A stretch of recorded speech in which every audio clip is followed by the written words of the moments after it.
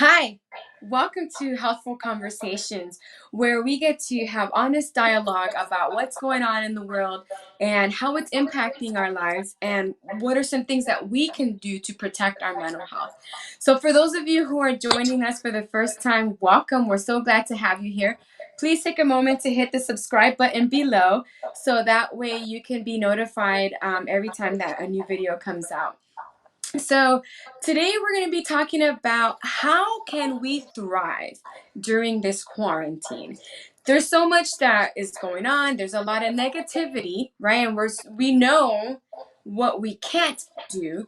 But today I want to focus on what can we do? How can we make the best of the situations that we have? Today we have with us a very special guest, Dr. Cathy Coleman, who's going to be talking to us about how we can thrive during this quarantine and focus on positive things that we can do to better ourselves. Hi, Dr. Coleman. How are you? Hi, Judith. It's really great to be here with you. Thank you so much for having me. We are all living through this pandemic, and I'm glad that you are taking the time to allow your subscribers to understand how they can thrive through what seems to be a very difficult time, what is a very difficult time. Yes. So tell us, how can we make the best out of these situations? It's no secret that we're all feeling a bit of anxiety, and some are feeling depressed and stressed and all of those negative things. I believe you just recently did a show on anxiety. What I have learned is that anxiety does not always have to be something bad. When we recognize where our anxiety is coming from, it gives us, fuel, if you will, to be able to manage the anxiety. So, in this case, many of us who really have never experienced anxiety on this level can understand that our anxiety is coming from this pandemic, COVID 19. And so, if we know that, we can focus our energy on doing things that mitigate the anxieties.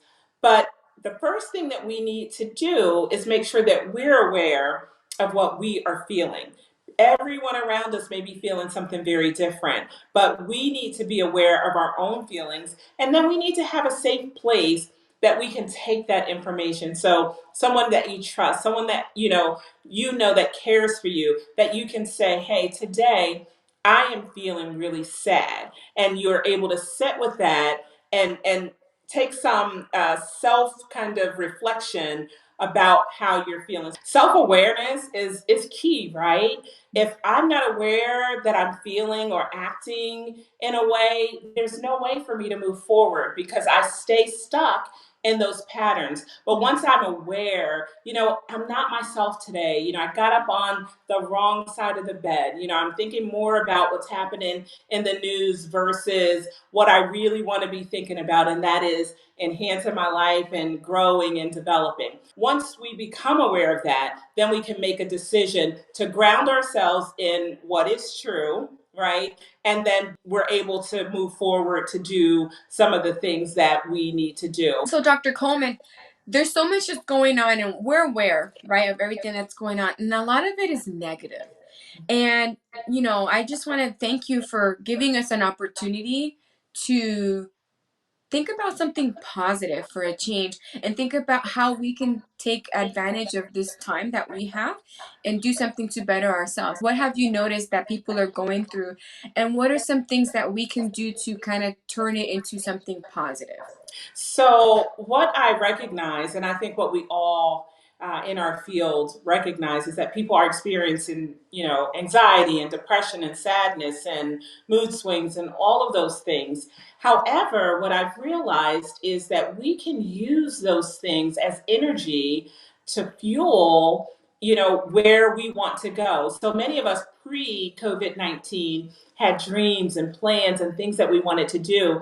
And it seems that since this pandemic has hit us, that many people, we're quarantined, or we're separated from people that we care for, and so people have internalized that. I believe that it's important to get back to things that we really enjoy. So if you're home and you're starting to feel anxiety, you can minimize that anxiety by going back and picking up some of the things that you put down prior to the things that you had before COVID-19 hit. So maybe you have a craft or a skill and you used to take a lot of joy and pleasure in that.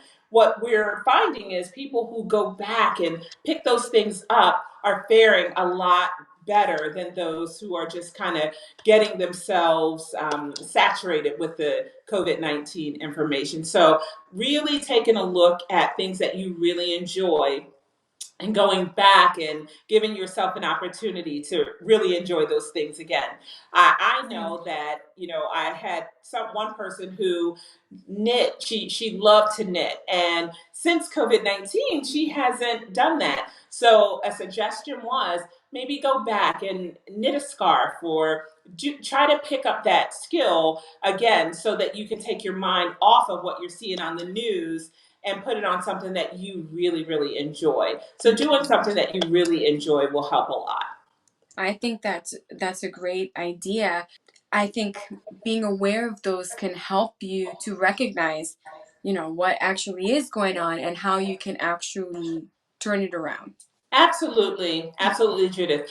I think what's important is when we feel what we feel, to not deny what we feel, because the tendency is to say this isn't happening, or okay, I'm just going to ignore it. But when we're aware, when we practice self-awareness, we say, okay, I know that today is a rough day. And so what can I do today to make it a little bit better and Yes. practice those habits? And it's okay to not be okay. Yeah, We yeah, can give absolutely. ourselves permission. Absolutely, absolutely. Giving yourself permission is a key, right? Just being able to say, Judith, you might not feel well today, and it's okay. Anybody in your circumstances would feel the same way. So, absolutely, giving yourself permission to feel what you're feeling and to process yourself through those feelings. How do I do that? I'm able to say, I'm sad today. Especially, we have people who sadly have lost people to this pandemic. It's more challenging in those times to get back to normal. So maybe it's not a normal, maybe it's a new normal, but you can pull some of the things that you enjoy, that you love, and over time, you'll find that you feel internally a bit more healthy. And that is important. But one of the most important things is that we understand that it is still okay to do something fun. Hmm. It's still okay to do something fun.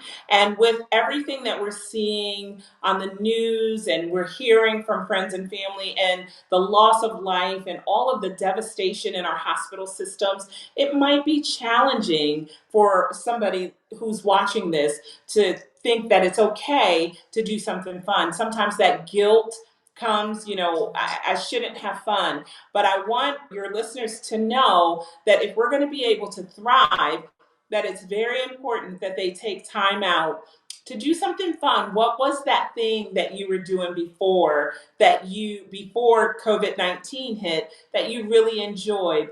Take a risk on getting back out there and doing that. Give yourself permission to pull away from the noise of the news and all of the things that are happening and give yourself permission to really have some fun now. I can definitely appreciate that. I think it's very important for us to have fun.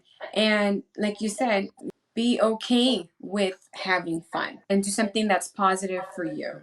Yeah, absolutely. I mean, think about what we're experiencing. It's grief, it's loss, it's all of these things that we know takes time, right? And so you need little breaks along the way. It's not going to go away overnight, but if you give yourself these little breaks, these times where you give yourself permission to do something fun. Some of us may not be doing things fun because you're seeing what's happening and you feel guilty about living when so many people are not able to do that. So I think giving yourself permission to be okay, and that also means giving yourself permission to dance around the house if that's what it takes for you to feel better today. Giving yourself permission to stay in the bed and read a book if that's what it takes for you to be okay. So yeah, so finding those things, if we're going to thrive through the pandemic and not just survive it, we're going to have to get back to understanding what it is about ourselves that we enjoy and finding ways to enjoy those things. I know too that many of us have found solace in getting on to FaceTime or doing group FaceTimes with friends and family, and that has just brought to us a sense of connection. And I think that that has helped a lot of people. I know that that helps us, in my family. And so I think looking for those things that you enjoy, remembering that this will we will get through this, right? And as you move towards your goals and your life dreams, if you remember that this is only one piece of your life, right? And that it will make an indelible mark on your life, but it will not define you necessarily unless you decide not to do anything. So yeah, I think it's going to be important for each of us to move forward by finding those things that are life-giving, that gives us joy, and making time to do those things. Awesome. I really like that. It's almost like there's a sense of resiliency that we're practicing. Dr. Coleman, what are some final thoughts that you might have about how we can thrive during this pandemic? One of the things that I think is really important is how we think about ourselves and about what's going on in our world. So, affirming positive thoughts around our situation will really, really help us during this time. And being able to focus on the things that we can do. We know that we're living in a time where we feel powerless, we feel helpless at times, right? But focusing on the things that we can do versus the things that we can't do will really, really help us stay physically and emotionally well and help us to thrive during this time. I really like that shift in perspective, how you're saying focus on what we can actually do, what we can control, versus that which we cannot. Absolutely. That's very powerful. So, to sum it up, it's, just being aware of Mhm. what you're feeling, giving yourself permission to feel that, and then finding ways to really enjoy your life because one day things will be okay. They'll be better than this, right? And you don't want to go into bad health because you didn't do things that you enjoyed because you were stuck. So these are ways to thrive and really do something very special for yourself, care for yourself. Thank you so much, Dr. Coleman, for these wonderful, insightful tips on how we can thrive during this quarantine and make the best of what we have. Thank you guys for joining us today and watching. And again, if you haven't already, please subscribe to our channel so that you can get our latest videos. Thanks again for watching. Until next time.